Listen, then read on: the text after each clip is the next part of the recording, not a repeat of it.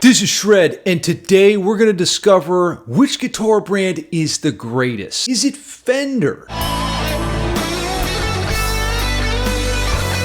Maybe Gibson takes the cake. Partial to that one myself. Is Ibanez the real winner?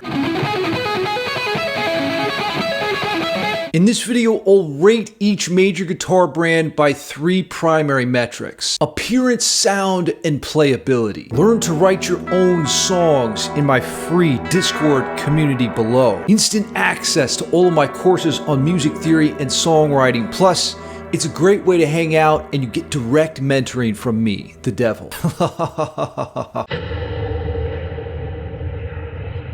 In 1946, Leo Fender founded the Fender Guitar Company. Now, it wasn't until 1950 when the first commercially available electric solid body guitar became available. Fender made a name for themselves with a bright, cutting tone. It was those single coil pickups. Now, there's a lot of iterations, but their most famous design ended up being the Stratocaster. A lot of artists picked up on this incredible tool, including Yngwie Malmsteen, Stevie Ray Vaughan, Eric Clapton, a guy you may not have heard of called Jimi Hendrix. Now, a great example of that Stratocaster tone is Yngwie Malmsteen.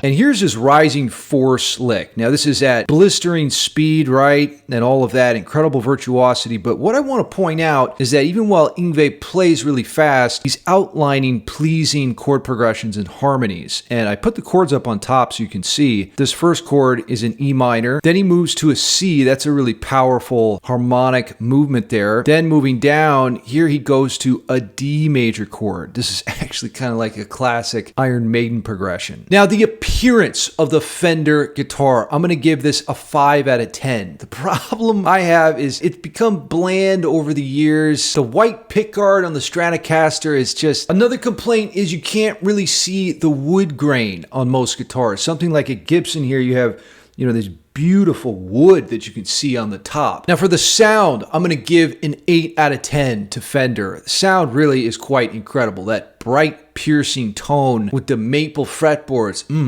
Playability, 10 out of 10 here. If you ever picked up a Fender Stratocaster, it shreds.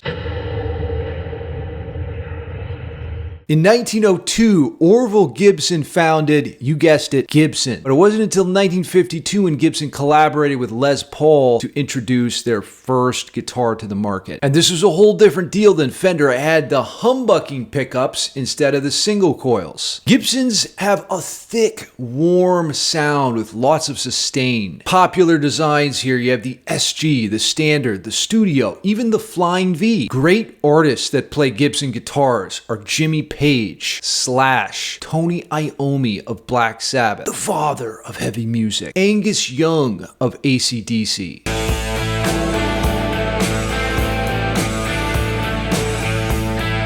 I want to draw attention to the incredible composition in Hell's Bells. Angus Young plays the SG style, right? Just like Tony Iommi. And he really understands this concept of the pedal tone. Any popular song you'll notice has those OOOs in it. Just think about that meme. Metalheads, anytime they hear OOO, this is amazing. And you can see here that Angus brilliantly outlines the key of A minor. So we've got our root note A. There's the 5th in there. He's got the 4th degree. And where is it? There it is. That's the magic note, the C. That's the flat 3rd. That gives us that sad, emotional feeling. Gibson guitars on appearance, I'm going to give a 9 out of 10. I should maybe even go higher than that. Like I said, you can see the wood on Gibson guitars, and I really like that. I like how, it has like the fade, so you have darker color here around the edges, and then it gets lighter in the middle. Here we have some flamed wood. There's mahogany in Gibson guitars as well, which is a heavy wood. The sound of Gibson guitars is a 10 out of 10. Just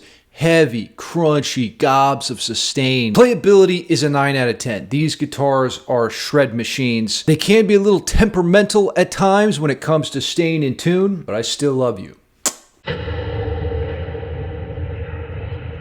The Japanese company Ibanez started making guitars, believe it or not, back in the 1950s. It really wasn't until the 1980s, though, that their rise to fame initiated. Metal musicians really took a liking to their RG series. They had that thin, fast neck that was known to facilitate virtuosic playing, high output pickups. Some of my favorite guitarists ever play this brand. I'm talking about Steve Vai, you got Joe Satriani, Paul Gilbert, John Petrucci before he switched to Music Man in the early 2000s. Ibanez also invented the Edge tremolo system. It's similar to the Floyd Rose, but some say it has better tuning and playability. Ibanez has also really innovated over the years, and I can't really say that as much for Gibson or Fender. They've gotten into extended range instruments, 7, 8, 9, 69 string guitars. I think I'm turning Japanese.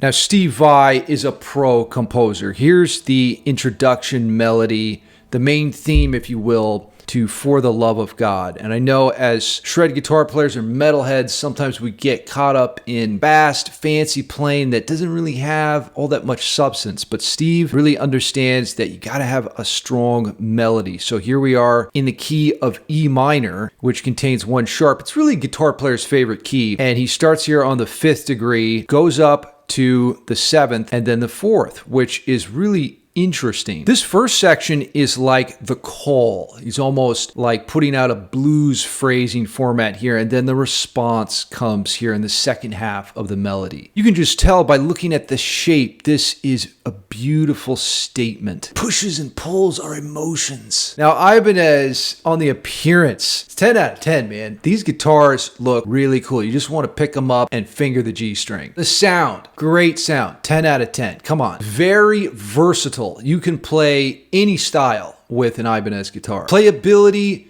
10 out of 10. These things are made to facilitate heavy metal greatness. Now, which guitar brand is your favorite? I covered the top 3 main brands, but there's a lot of different cool guitar companies out there. Here's a dirty little secret. As guitar players, we often think a nice guitar will make us play better. But the truth is, dropping a wad of cash on an expensive guitar isn't gonna solve your musicianship problems. Now check this out. You can test where you're at currently with your musicianship by watching my free 30-minute course. I give you an overview of all the essential music theory topics you're going to need to hit level 666. This is about eliminating those creative blocks in your path, because I hate that feeling of not reaching your full potential. I'm going to go finger the G string for 69 minutes.